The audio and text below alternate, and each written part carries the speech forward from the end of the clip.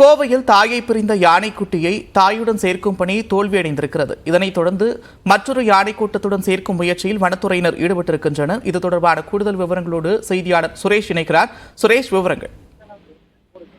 நந்தா கோவை மருதமலை 6 நாட்களாக உடல்நலம் பாதிக்கப்பட்டு சிகிச்சை பெற்று வந்த பெண் யானைக்கு சிகிச்சைக்கு பின் வனப்பகுதியில் விடப்பட்டது.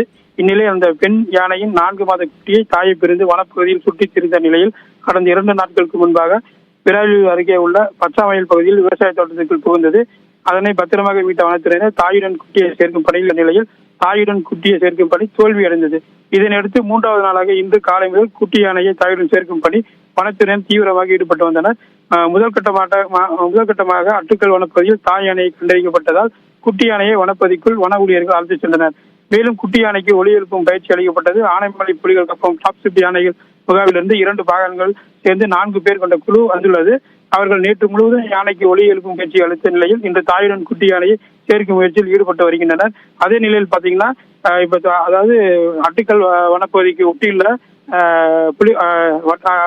அட்டுக்கல் வனப்பகுதியில் இருக்கிற தாய் யானைக்கு குட்டி யானை கொண்டு போய் சேர்க்கும் போது தாயானை பார்த்து 100 மீட்டர் அளவில் இருக்கும் போதே தாயானை விட்டுட்டு பிரிஞ்சிருச்சு.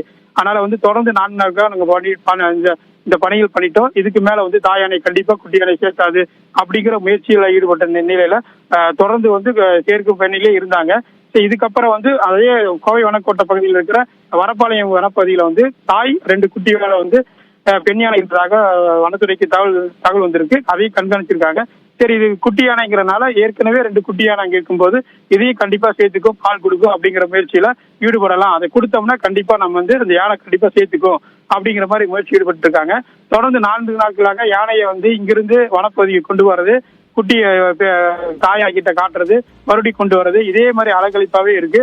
இப்ப பாத்தீங்கன்னா குட்டி யானை தற்பு நல்ல நிலைமை இருந்தா கூட கொஞ்சம் சோர்வோட தான் காணப்படுது. இது தொடர்ந்து இந்த 4 நாட்களா பண்ணிட்டு இருக்காங்க. இதுக்கு ஒரு முடிவு இல்லாம ஒன்னா குட்டி யானை தாய்கிட்ட சேர்த்தணும். நன்றி சுரேஷ், விரிவான விவரங்களுக்கு.